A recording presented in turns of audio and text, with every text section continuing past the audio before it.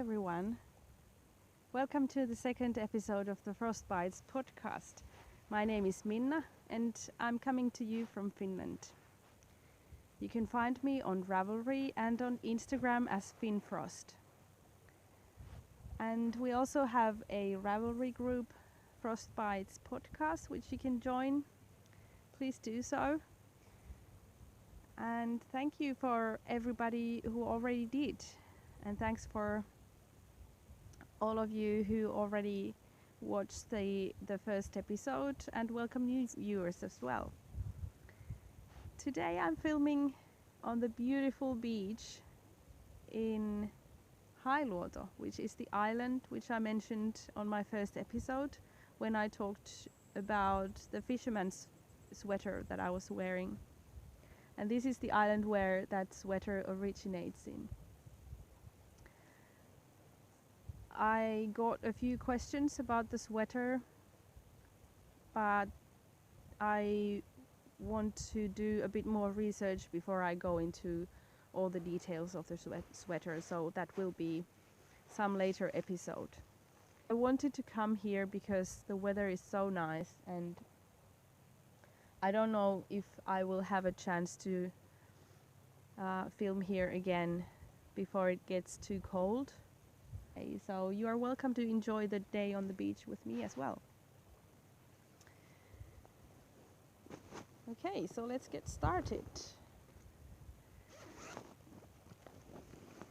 I will just get my works in progress and finished objects out. I have one finished object. I'm filming this episode a lot sooner than I thought, and that's why I don't really have a lot of new things to share with you, but at least some. It's Pure Joy's shawl by Locatelli, and it just continues and continues. And I really like how it turned out. I really like the drape. I used Wolle, which is 100% superwash merino wool from Austria. And I got it in two different colorways. The other one is this variegated bluish, greenish color, and the other one is the pink one. I was going to do this first with this variegated yarn and the same solid color, but it just blended in so much that you couldn't really see the stripes, so I decided to use this pink from another set that I got. It's the same yarn. It's really nice and soft and airy. And the yarn is called Wolle lace, but I'm not sure if I don't think it's lace weight. I think it's light fingering, but I'm not sure. It feels a bit thicker than lace weight yarn. And I'm planning to send this scarf or shawl back to Austria for my Austrian friend who I visited last summer when I bought the yarn. So she's going to enjoy it when the weather gets colder. So that's the finished object. I will also show you again my own design, which I already showed you last time.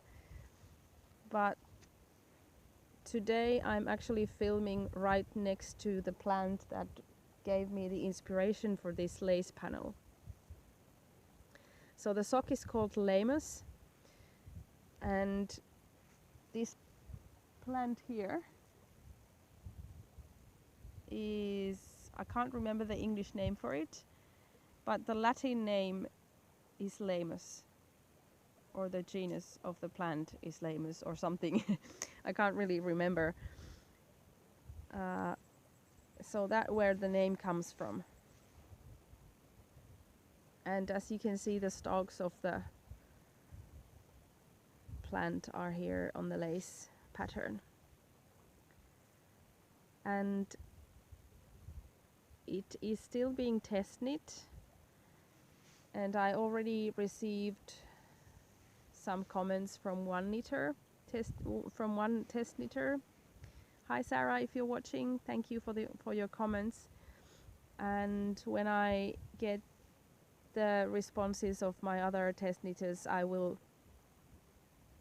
finalize the pattern, and it will be released sometime early October, I think, and I will release it and publish it on Ravelry if you're interested. So that's that.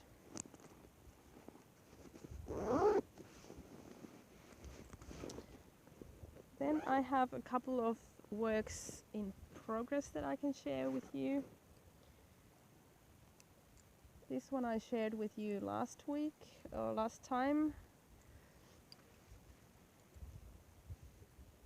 So this is just a basic sweater. I used Veera Välimäki's pattern breathing space for the top part, but I'm not doing the asymmetrical stripes or hem. It's going to be just a normal plain sweater. And I am using Hedgehog Fibers sock yarn.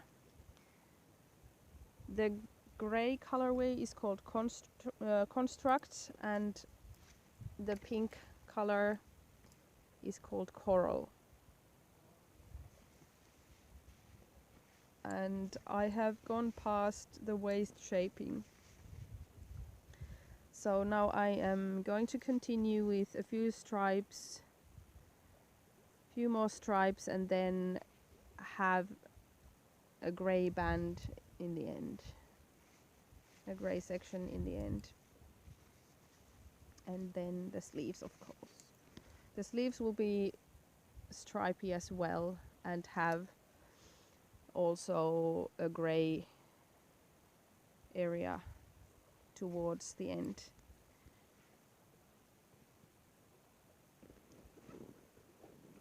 And then I have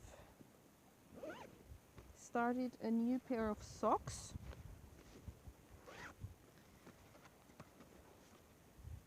Which are these. The first one is nearly finished. These are just normal cuff down socks, and I'm using Regia Perfect yarn for this pair. So this Perfect yarn is a striped yarn, and sometimes it can be quite difficult to match the stripes for both socks, so they have put in this yellow bit in the yarn, so you know exactly where the other sock is supposed to begin. So that's very helpful. And because I wanted to have the stripes on the cuff, I had to start working top down, and I haven't done that in years, so it took me a while to get going. I had to rip off and restart at least a couple of times before I was happy. And then I was knitting. I knit most of this sock yesterday.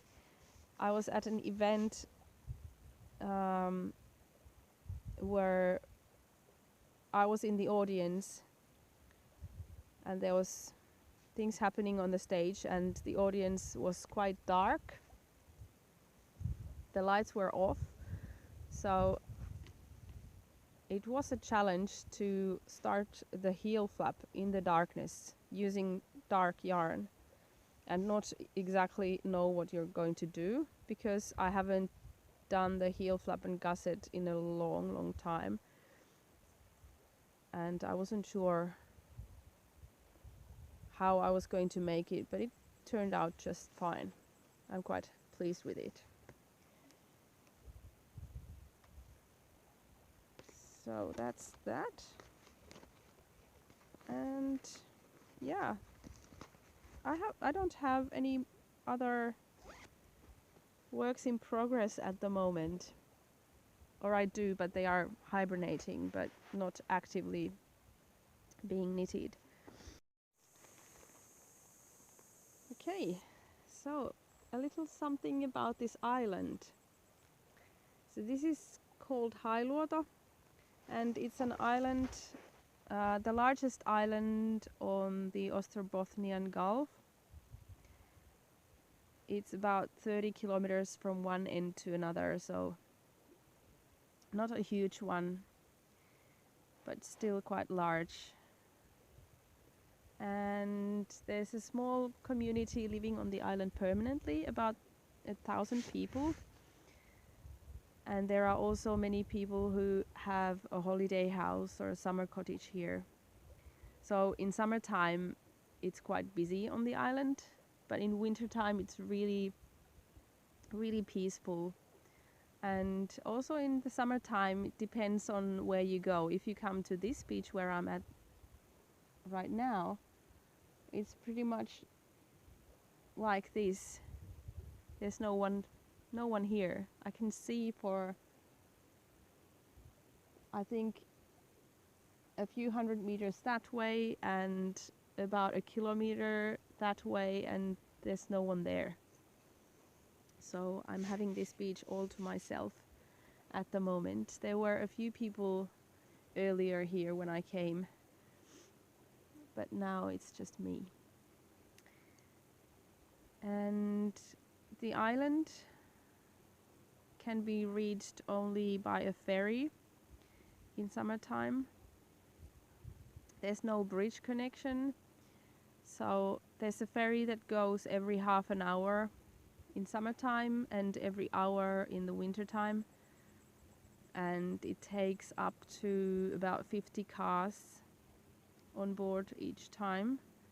And sometimes in the summertime you have to wait in the ferry line for quite some time. Last summer I think I did my record when I waited for more than 2 hours on the line. There were hundreds of cars. But it's a good time to knit. So I always have my knitting with me when I come here. And also on the ferry takes about half an hour. So more knitting time on the ferry as well. So today it took me about 2 hours to get here from home.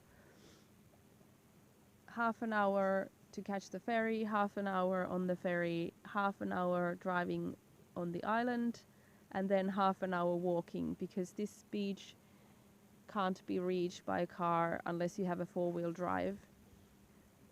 So I suppose that's the reason why not that many people come here, because it takes an effort, and there are other beaches on this island where you can just drive your car. So, but this is the place where I come when I want to calm down and just enjoy the nature and being outside. It's so peaceful here. And even the sea is quite calm today, so you can hardly hear the waves. And the seagulls are gone as well, so it really is quiet. There's the main attraction on this island, I suppose, is the fishing village on the other end of this island. There's a lighthouse and small fishermen's huts, really cute red buildings, and there's a couple of cafes and a handicraft shop which is open in the summertime. There's a small hotel, and that's where most people go to when they come on this island. But I have wanted to explore a bit further and go to places where not that many people go, and I've found some really nice areas for skiing or walking, you know, just to enjoy and connect with nature. In wintertime, if it's cold enough, the sea freezes over, and sometimes you can get here by car as well. You can drive across the sea along the ice road, but it of course requires a few days or a week. I don't know how long it takes for the ice to get thick enough so that you can drive your car on it. But there are people who regularly check the thickness of the ice and also maintain the ice road. So it is only open when it's safe to drive on it. And it's quite an experience to drive across the frozen sea, especially if you haven't done it before. There are road signs as on any other road. They plow the snow off so you can see the ice. And yeah, just the general feeling that there's water underneath is just quite interesting. I've never been scared because I know that they do check the ice, and I only drive when it's officially open. And it takes only about 15 minutes one way across the ice, so it's half the time that you would spend on the ferry, and you don't have to stay in the line waiting for the ferry to arrive. So it really makes it quicker in wintertime. There's a speed limit of 50 kilometers per hour on the ice road, and you have to pay attention to the distance that you have for the car driving in front of you. But otherwise it's just as any other road, really. So yeah, that's something a bit unusual about this place. Granny Sheep on Ravelry, who is Carrie, I hope I pronounced that correctly. Carrie is from Michigan, and she wanted to know a bit more about the place where I live. So this is pretty close where I live, so that's a bit of winter experience for you. But I suppose in Michigan your winters are pretty much the same as we have in Finland. In Finland we have the 4 distinctive seasons, which I really enjoy. The summer can be when it's hot, it can be 35 or something centigrades, and in winter it can be minus 35 when it's really cold, and anything in between during springtime and autumn. We are heading towards the autumn, clearly. It's actually getting a bit chilly now, just as we speak, because the sun is going behind the clouds, and I'm going to wear my scarf now. even if it's going to be a present for someone else. So many zippers. I wanted to pack my knits properly because I didn't want them to get sandy. So yeah, in the autumn, when it's sunny, it's really warm, but when it's cloudy, it gets a bit chilly quite quickly. So you have to be prepared. I do have a sweater with me here as well, but it's underneath my filming gear, so I can't wear it at the moment. So I'm just going to have to borrow this scarf. Yeah, so we have 4 beautiful seasons, and for me, my favorite season, I have to say, is winter. I love when it's freezing cold and you can wear lots of layers. You can wear all your knitted items, and I love going skiing. I have purchased skin-based backcountry skis a couple of years ago, and I just love going skiing off tracks. And I will actually put a clip here from last winter when I went to Lapland.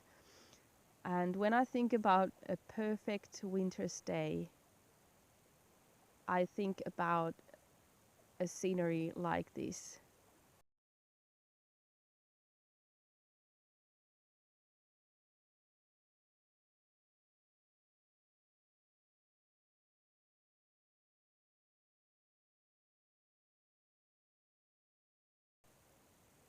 That's my favorite kind of winter weather and winter scenery, with snowy trees and just peace and quiet in the frozen forest. Yeah, that's where I want to be on a winter's day.